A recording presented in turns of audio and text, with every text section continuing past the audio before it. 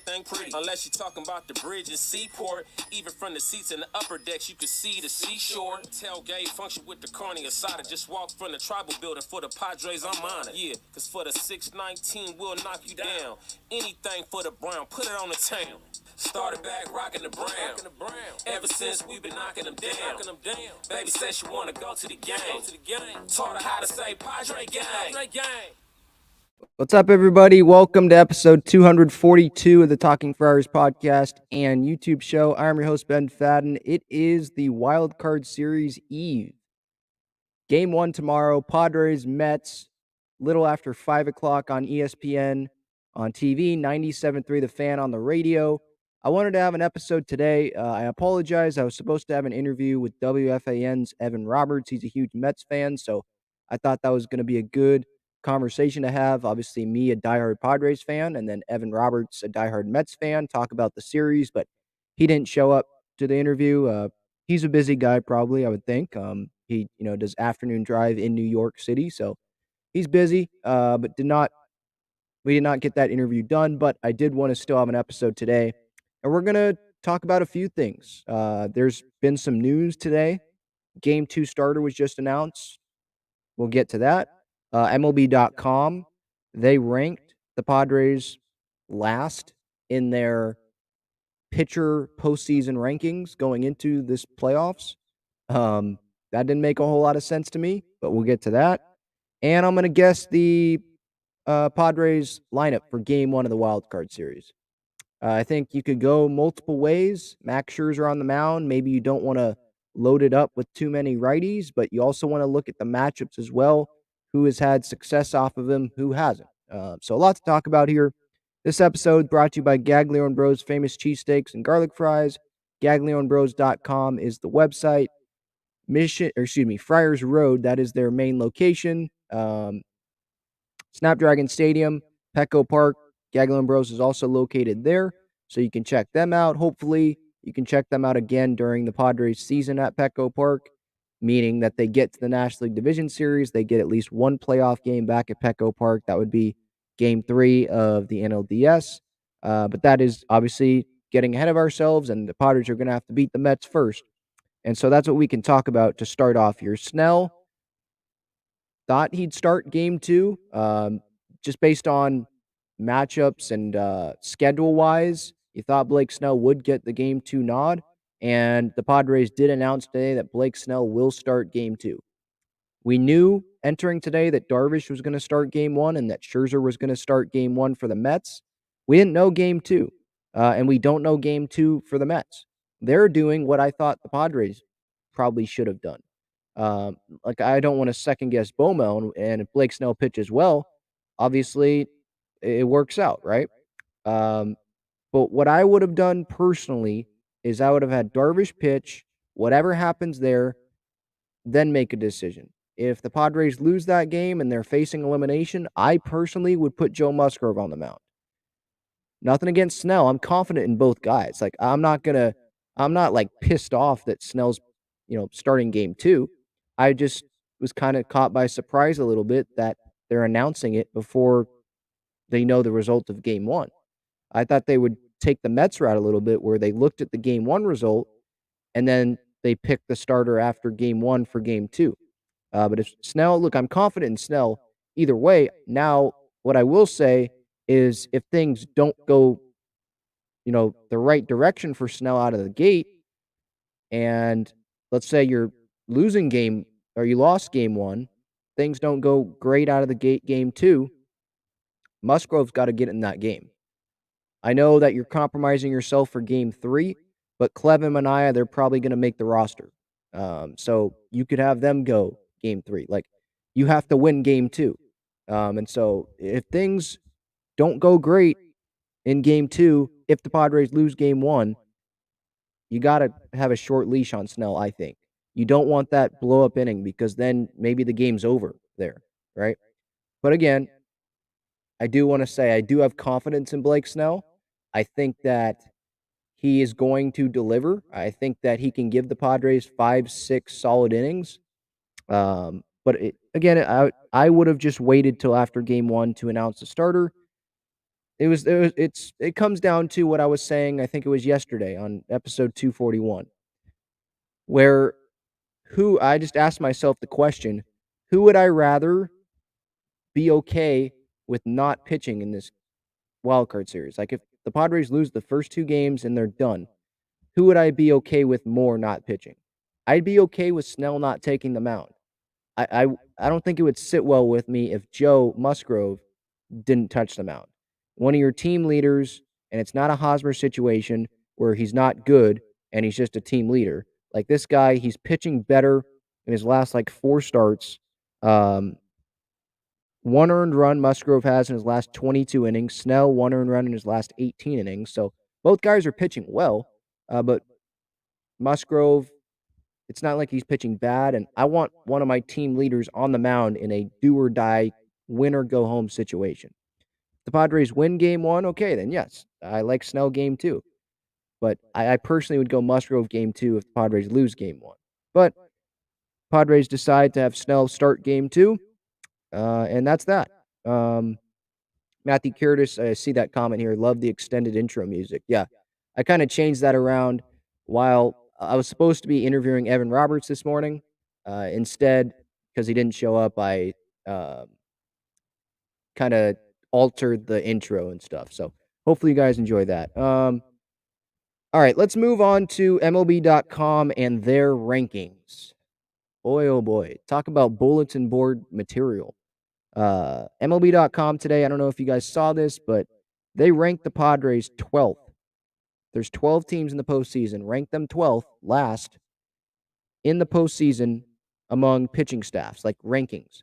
They had their postseason pitching staff rankings out today. And I'll go in order. I'll tell you 1 through 12. And it just doesn't make sense. Like Anthony Castrovince wrote this article. I don't know if it's only him that's deciding this. If it is, he just doesn't really know a whole lot about the Padres, I think. By the way, the Padres are ranked 10th out of 12 in lineups going into this postseason among the postseason teams.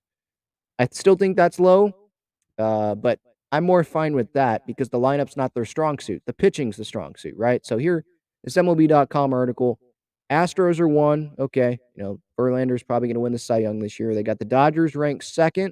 Okay, Braves ranked 3rd. Guardians ranked 4th. Shane Bieber, Tristan McKenzie, Cal Quantrill's in there. Emmanuel Clase. Ranked 5th is the Rays. They always have a good pitching staff. Ranked 6th is the Mets. Scherzer, DeGrom, Bassett, Diaz. That's understandable. But then this is where it kind of starts to be like, okay, why are the Yankees ahead of the Padres? By the way, in this article, they have MLB ranks listed. Like 3rd in ERA are the Yankees, 330. So this is season stats. So for me, I guess it's more understandable that they're ranked last if it's season stats. Like Musgrove had a rough patch. Snell didn't have a great first half. The second half's much better. And they're including Craig Stammen and, the rough patches. They're including all of those things into the list. I'd rather look at a list of teams' best pitching staffs right now. I think the Padres would be much higher ranked. Still, I just don't understand why they're ranked 12th. So the Yankees are 7, Mariners are 8th. Castillo, Robbie Ray, Logan Gilbert, Andres Munoz. Cardinals are ranked 9th. Michaelis, Quintana, Flaherty. By the way, the Padres beat that Cardinals pitching staff when they came to Petco this year. Phillies are ranked 10th. Wheeler, Nola, Rangers, Suarez. I'd rather have the Padres top 3 than that, to be honest. Blue Jays are ranked 11th. Manoah, Gosman, Ross Stripling. Would you rather have Stripling over Musgrove? Bullpen, Yemi Garcia's in there. Adam Simber, former Padre. Tim Meza. Sorry for not knowing how to pronounce that guy's name, but okay. I don't know if I'd put them ahead of the Padres. I mean, for me, I'm looking at the Padres not the whole season, and I guess this is what the list is. It's based on this whole season, but for me, it's still laughable to have a pitching staff that has Darvish, Snell, and Musgrove as your 1 through 3, and Josh Hader as the closer, to have that staff be ranked last among postseason teams. That doesn't make sense to me. Don't understand that. Darvish, September pitcher of the month. Blake Snell, 1 earned run in his last 18 innings. Joe Musgrove, 1 earned run in his last 22 innings. Josh Hader, no earned runs in his last 10 games. There aren't many closers in baseball that are better than Josh Hader right now. You could say Edwin Diaz, I guess, but who after that? Robert Suarez, no earned runs since August 29th. It's October 6th right now. Nick Martinez, a 2.67 ERA as a reliever this year. So if you're going on the whole year, there you go. Manaea, 1 earned run in his last 10 innings. Clev, 1 earned run in his last start against the White Sox. I think he went 6 innings. Strong start there. Like, they have a lot of quality arms. Tim Hill, I think he won a span of like 20 games or something this year without allowing a run. And so some of those numbers that I just talked about, most of them, those are recent numbers. But why are we doing a list of the best pitching staffs in baseball in the postseason or among postseason teams, and it's based on the whole year? What matters is what's happening right now, what happened most recently. And I'd take the Padres pitching staff over just about any team based on what has happened recently. Like, this starting rotation's pitching the best that it has all year long together, if that makes sense, as a unit. The bullpen, I trust almost every arm in that bullpen right now. Maybe that changes after game 1 tomorrow, but it's based on right now going into the wild card series. So, yeah, it's the MLB.com list. Maybe it was that one guy, Anthony Castrovince, and it doesn't. I know the list at the end of the day, it doesn't matter. But you talk about bullpen, or not bullpen, sorry. You talk about bulletin board material. You're telling me Padres players don't know about that? Of course they do. 12th out of 12 teams? Come on. All right, that's that. By the way, Mike Clevenger, quick update on him. Yesterday, he did not travel with the Padres to New York because he was waiting for a second COVID test to come through. He tested negative on the first one, tested negative on the one today. So he is flying to New York, I believe right now. I saw a tweet about that. And then Trent Grisham, he was not on the team bus yesterday when they headed to the airport to fly to New York. He was dealing with the family situation, or I guess he still is dealing with the family situation. And I believe I saw a tweet today that said that Grisham is going to be there tomorrow. And I expect him to be in the lineup. And that moves us perfectly into the next topic here. Guessing the Padres' Game 1 wild card lineup. By the way, I see this comment by Gil here. It says, rankings are irrelevant. Who cares? Yeah, I know. They're irrelevant, but it still kind of pisses me off that the Padres are ranked last among all postseason teams when the pitching is what got them into the postseason. Like, the lineup is not their strength. The pitching's their strength. So the lineup is ranked ahead of their pitching. Lineup's ranked 10th among lineups in the postseason. Pitching staff is ranked 12th. I just don't understand that. But I guess I'd rather be slept on than the one being hunted, right? They're just more pressure. Like, you look at the Mets, I mean, the attention is on them. There's not much focus on the Padres. People are focused on DeGrom and Scherzer, the Mets. Can they take down the Dodgers? And, like, it feels like a lot of the attention is on Scherzer and the pressure is on them. They have DeGrom pitching game 2 if they lose game 1, right? They have Scherzer in game 1. I know we have Darvish and Snell and Musgrove. I'm confident in us. But the nationwide attention, it feels like it is squarely on the Mets. And I'd rather have that than it being squarely on us. I know pressure is a privilege. There's still pressure on the Padres, but what I'm saying is it feels like the attention, that is on the Mets. Definitely a majority of it.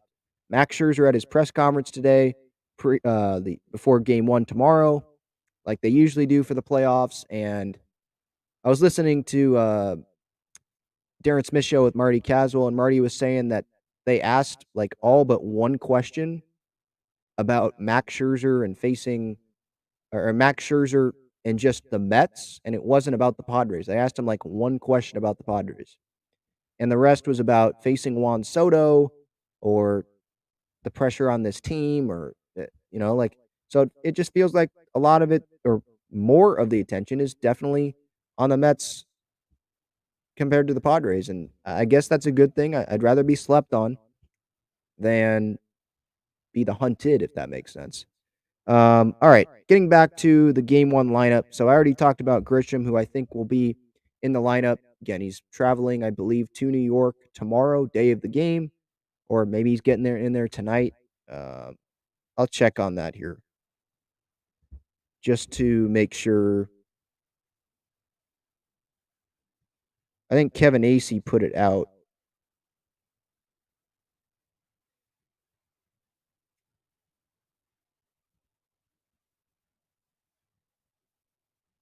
Yeah.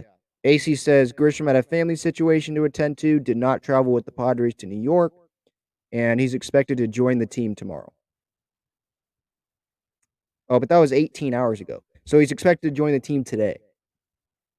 If you're listening this on October 6th, Thursday, October 6th, he's expected to join the team today. So he's probably working out with the team right now at Citi Field. All right, getting back to me guessing the game one lineup. Let me know in the chat here if you're live here on YouTube or on replay, or if you're listening to the podcast, tweet at me on social media at Talking Friars. Let me know how you would put the game one lineup together. For me, there was one major tough decision, and that was about Brandon Drury, and I'll get to him. I left him out of mine. Profar leading off in left field. He's hitting 182 off of max, but he's the leadoff hitter. He's the left fielder. He's been great defensively in left field this year. Pleasant surprise. Soto's in right field, obviously hitting second because it's Juan Soto. He's hitting 333 off of max, 1 home run. Manny, obviously hitting third like he has all year. He's batting 160 against max, but he does have 2 bombs off of him. Crony, I'm having him bat cleanup, playing second base tomorrow. He's going to play second. I just don't know where he's going to hit. I have him hitting cleanup.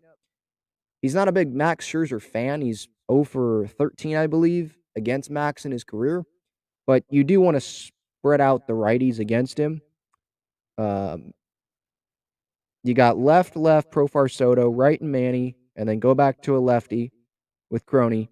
And then I have Josh Bell hitting fifth, the H-ing. He's hitting 417 off of Max Scherzer in his career. I think he's got to be in the lineup. 3 doubles. Obviously played for the Nationals against Max this year. I have Will Myers playing first base, not Brandon Drury. Myers batting 6, playing first. He's hitting 280 off of Scherzer in his career. He has 2 bombs off of him, 3 extra base hits. So no Brandon Drury. Why? I have Myers in there. 1, because I just talked about his numbers, 280 off of him. But with Drury, 1, it's a right-on-right matchup. I know it's the same with Myers, but Myers has better numbers than Drury does against Scherzer. Drury is 1 for 11 off of Max Scherzer in his career. Having Brandon Drury off the bench as a bat, that's not the worst thing in the world either. I like Myers at first base over Bell and Drury as well. So that's how I would go there. And then obviously Ah-Sung Kim batting 7th at short, 0 for 3, small sample size off of Max in his career. Nola catching for Darvish, 1 for 4 off of Max Scherzer in his career. And then I have Grish in center field batting 9th, 2 for 17 off of Scherzer in his career. But Azokar I don't even know if he has any history off of Scherzer in his career either. So that's really nothing. And I'm going with the defense. Grish can lay down a bunt, potential power. And I'm going with the defense in center field. Wild card series, Scherzer against Darvish game 1. I would think that you want your defense, your best defense in there, because there's not going to be a lot of runs scored. I would think the runs that are going to be scored are going to be like a home run off of Scherzer. Scherzer does give up home runs. Or it's going to be a walk and then a double into the gap with a speedy guy on first, something like that. I don't think it's going to be a high-scoring game with these 2 guys on the mound. So I want my best defensive center fielder out there. And Grisham, he did play the last 3 games against the Giants. No other starter did. I feel like they were playing him all of the games because they wanted to get him going. I don't think it was a Brandon Dixon situation where, oh, we're trying to keep Azokar healthy. I think they're trying to get Grish going. So I do think that he does get in there. Left versus right matchup against Scherzer. I think that's what they go with tomorrow. So I would go Profar, Soto, Manny, Cronenworth, Bell, Myers. Myers at first, Bell DHing. Kim hitting 7th, Nola catching, hitting 8th, Grish in center batting 9th.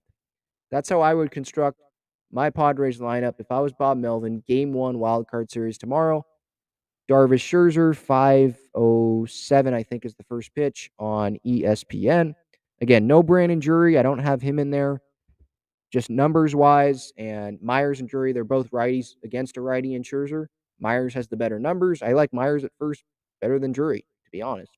So that's how I would go. All right, let's get to the chat here, see what you guys think. Jeffrey says Profar, Soto, Manny, Crony, Myers, Bell, Kim, Nola, Grisham. So you're in agreement with me in terms of guys that are in the lineup. You just have Myers and Bell switched. So I pretty much agree with you there, Jeffrey. KO says, Bob Melvin says that Grisham is in New York. Clevenger has passed another COVID test. Melvin believes Clevenger will be on his way to New York later tonight. Yep. Mentioned that a little bit earlier. And I expect Grish to be in the lineup tomorrow. Jeffrey says Bell could swap with Myers, but I think Grisham would be 8 and Nola 9. Well, they usually see why I would say they wouldn't have Nola hitting 9th, because I don't think they've done that this year. Have they had Nola hit 9th once this year? Grisham's been hitting 9th like for the last couple months, it feels like, whenever he's playing. Maybe a leadoff game here or there, but he's pretty much been hitting 9th. So I don't think that they would mess with that. Yeah, it's a good point, Jeffrey. Bomel doesn't like having 3 righties or lefties in a row. But well, I guess, yeah, if you're going to go with 3 righties there, yeah, you could have Bell hit behind Myers and have Myers hit 5th. And so you'd go, for if Scherzer's on the mound, you go lefty, lefty, righty, right, or lefty, excuse me, with Crony. Righty, lefty, right, right. Oh, no, if you're going Grisham 8th, then right, left, right. I guess that's more balanced, yeah. I just don't remember the last time that Nola's hit 9th before. At least this year. Like, it's been Grisham, so I think he's just going to stick with that. And you could have Brandon Drury as a righty come off the bench later in the game, or a Zokar. You could have a Zokar bat 9th later in the game. I know you just said about the 3 straight righties there. Okay, then maybe they don't start Bell and you have Drury start and you have lefty and Bell come off the bench and split some of those up. Or if the Padres find themselves trailing in the 9th or the 8th or something, you could have Bell come in for one of those spots. But it's an interesting conversation. Again, if you're just tuning in, feel free to let me know what you would do with this lineup today. Or, excuse me, the lineup tomorrow. Guessing the lineup today. Game 1, tomorrow night, Padres, Mets, Scherzer against Darvish. And then Game 2, Snell against either Bassett or DeGrom. If the Mets lose Game 1, it'll be DeGrom. If the Mets win Game 2, or Game 1, excuse me, then I would think it would be Bassett. And they save DeGrom for Game 3 or the division series. Obviously, you hope that the Padres face DeGrom in this series, because that means that it's either a Game 3 or that the Mets lost Game 1 and their season's on the line on Saturday night. John says, I'd normally like Drury and a Zokar over Bell and Grisham, but for Game 1, I think it's Bell and Grisham. Yeah, so you agree with me there. I think it was a couple weeks ago, I was on the side of a Zokar over Grisham, but that's like the regular season. Like, that's different. Grisham, I think he's swinging the bat a little bit better. At least I was encouraged by what I saw against the Giants in this past series. I know it was against the Giants, but he did what he could do. There were line drives. He did get hits finally and he played pretty darn good defense again in that series. Like, I'm prioritizing the defense in a Scherzer Darvish game, at least for game one, at least to start. And with Bell, I'd usually have Drury over Bell in the lineup, but looking at the numbers, Bell's a switch hitter, and I want Myers out there hitting 280 off of Scherzer in his career. Bell hitting 417 off of Scherzer in his career. Bell and Myers, for me, those are the guys that I'm putting out there. Jeffrey says, I don't think the defense is all that off between Azokar and Grish, but I do think the power difference is huge for Grish. Yeah, that's a good point. I also don't think that the defense is too far off the Zokar and Grisham. I think Grisham's more familiar playing Major League center field. I know Zokar's been up for a while, but Grish is more familiar. I think he probably gets better first steps, but Azokar can make up with it for his speed. I don't think the Padres are going to be like scared to put Azokar out there in center field. I do think that that's a good point though by Jeffrey here about the power difference between Grisham and Azokar. Grisham has that power potential. He could go yard off of Scherzer at any time. Azokar, you're not counting on that. You're not expecting that at all. I don't think he has a home run this year. So that's probably part of what they're evaluating right now in terms of how they want to do that lineup tomorrow. Like, this game could be decided by a home run. Scherzer does give up home runs. He's given up home runs to guys in this lineup. Soto has one off him. Manny has two off of him. Bell has a homer off him. Myers has 2 home runs off of him. Like, it can be done. Who has the potential to do that? It's Grisham over Azokar. All right. I'm going to check Twitter here to see if there's any more Padres updates on what's happening right now. I believe they're working out at Citi Field right now.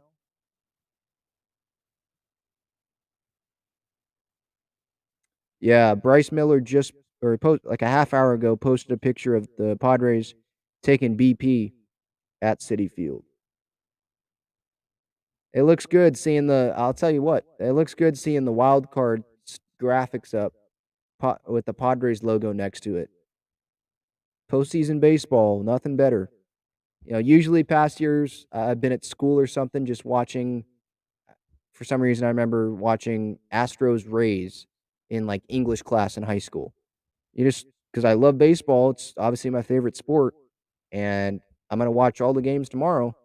Just watching baseball all day, and when I'm at school, probably shouldn't do this, but I mean, I was paying attention still, like I got all A's, but having it on my computer, split screen, other games in baseball because the Padres season's over, and I'm just like, all right, well, I'll just watch postseason baseball. It's still exciting, but I'm probably the least focused as I possibly can on the other 3 games. Like, I am totally dialed into this Padres Mets series, obviously, because our team's in it. Where previous years, I'd be paying attention to other series. Like, I know what's going on. I know the matchups. Guardians, Rays, Blue Jays, Mariners, Phillies, Cardinals, Padres, Mets. Like, I know all the matchups and most guys that are pitching tomorrow, but I'm obviously focused on, like, all of my attention. What I care about, it's Padres Mets, and that's what it's gonna be all weekend long. Don't care about college football. Don't care about the NFL. I'll probably watch some of the NFL game today because there's no Padre game on, but like, I don't care about that right now. It's all about the Padres. By the way, tomorrow, I just got an email. I am scheduled to have on an MLB agent. Hopefully that happens. I know I was scheduled to have on someone today, and that didn't happen, so you never know. But tomorrow, supposed to have on an MLB agent. You'll probably have heard of him, and I'll just leave it at that. So stay tuned for that. I did put out on this YouTube channel, by the way, a Don and Mud kind of highlight reel of this year, like the best Don and Mud moments from this season. So if you want to laugh tonight, you want to check that out, feel free. Just look at Talking Friars YouTube page. The link is posted on the Twitter and Instagram story at Talking Friars, so you can check that out there. And I appreciate the support. Let me look at the comments here just to make sure I don't miss anything. Jeffrey says, did we bring Daniel Camarena to just sit in the dugout? Yeah, just totally scare the S out of Max Scherzer. Because, I mean, that was an amazing moment last year. Being down by that many runs and coming back. Grand slam by Daniel Camarena, a guy from San Diego, off of Max Scherzer. I mean, Don Orsillo put it perfectly. He was like stunned. Like, he just hit a home run off of Max Scherzer, a grand slam off of Max Scherzer. Yeah. I believe he's not even on the roster. Like, I don't even know if he's in the organization. I thought they DFA'd him, or maybe he's on the season-ending IL for the 40-man. I don't even think he's on the 40-man, but I don't know if he's even in the organization, to be honest. But yeah, just put him in there, make him like a bat boy for the game. All right, I think that's going to do it. Covered a lot here. Again, Snell starting game 2 tomorrow, Mets, Padres, or not game 2 tomorrow, game 2 on Saturday, regardless of anything. That's according to the Padres today. Darvish tomorrow against Scherzer. DeGrom hopefully will pitch on Saturday against Snell. That means the Padres won game 1. And I'll be back tomorrow. Hopefully an interview will come out in the morning, and I'll have the pregame show, and I'll have a postgame show afterwards. So I'll have the clips at Talking Friars during the game as well. So stay tuned for all that. Ben Fadden signing off, episode 242. Talking Friars podcast and YouTube show brought to you by Gaglione Bros is done. Go Padres. Enjoy your night, guys.